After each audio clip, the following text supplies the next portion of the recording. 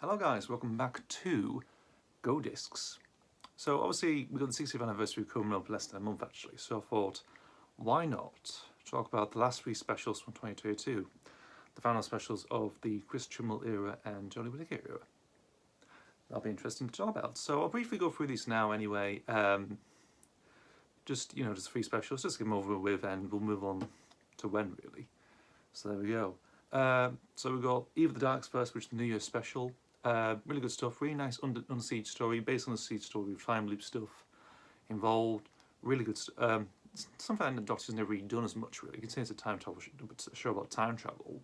They've never really done some things like that as much really. Or very little actually, they've done very little with it really. So, which again, very nice, right? Repeats itself the day over and over again. Again, like Groundhog Day, or something like Happy Death Day, something like that, in that sort of vein, really. And yeah, it works. Pretty good stuff. The character of Nick is questionable, I would say, about his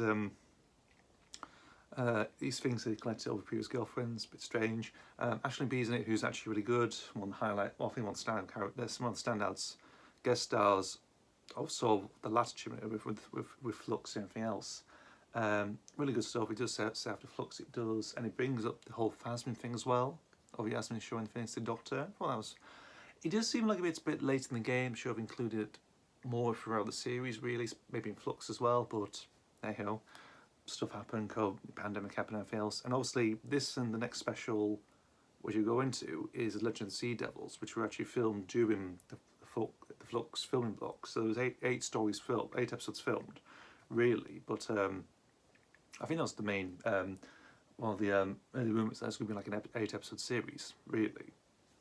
But it truncated 6, and we've got 2 specials the following year afterwards. We did Legend of the Sea Devils. The only good thing is the Sea Devil designs are actually pretty nice. I have to admit, pretty nice, and stayed to the original. Same as some Tyrants in Flux they did. Yeah, other than that, nah, it's not the best story. Not really. It's not a good story. Just the editing's off. It's very short as well. It's about 47 minutes, and it's like, is there more footage of it? Like, just go cut off the cut room floor.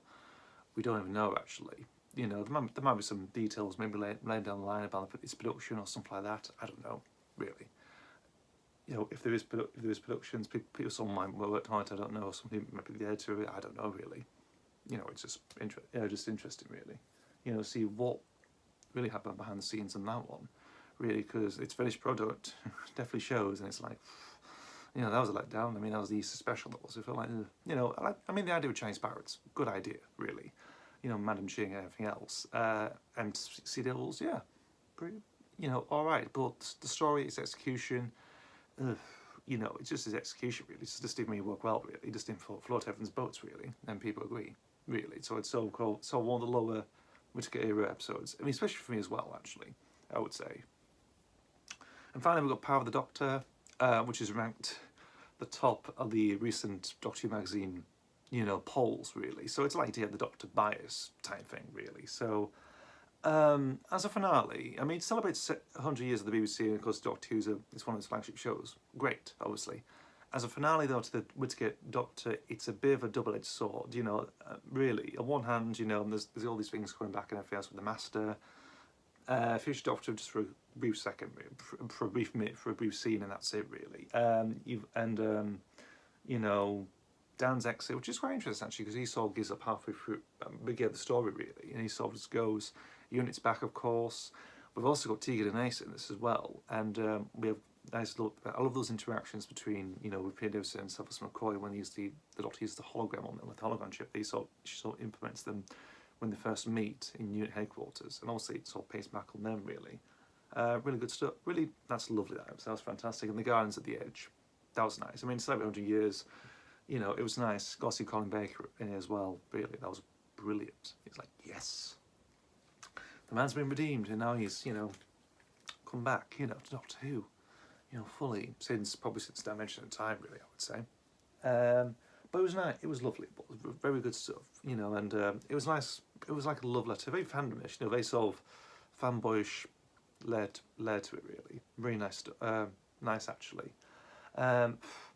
Although Whittaker does get undermined of this. You know, you think about them stuff, you don't think about the 13th Doctor, I think, you know, that sort of thing, because she's sort of buried underneath all this stuff she is. And she has some moments really, but I think, and obviously the regeneration is pretty nice and how lovely and directed, really it is. And yeah, you know, there isn't much to say about the 13th Doctor really in this story. You know, just it's maybe just the regeneration really, because half the time she's sort of outnumbered by everyone else really.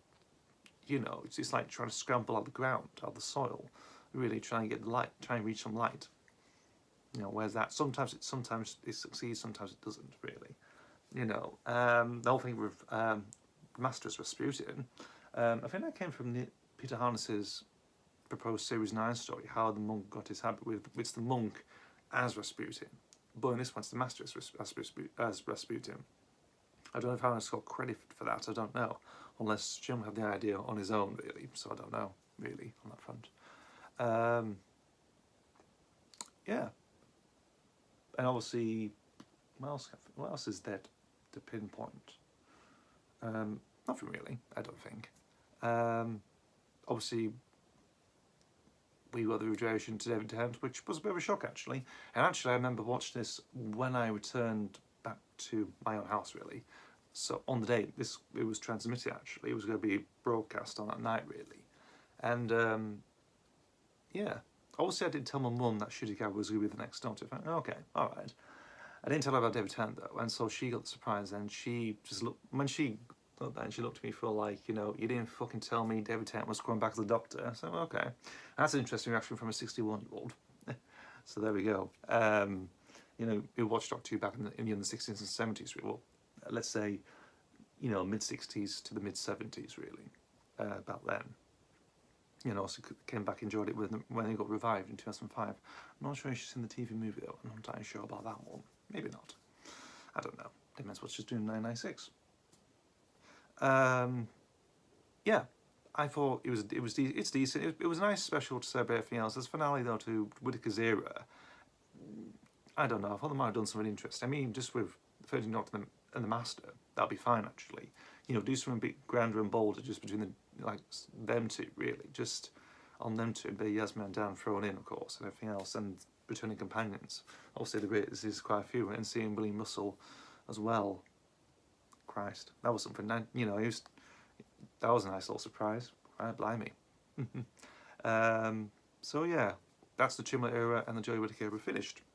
We move on to Russell D Davies now with his second era, coming in next month. This is so.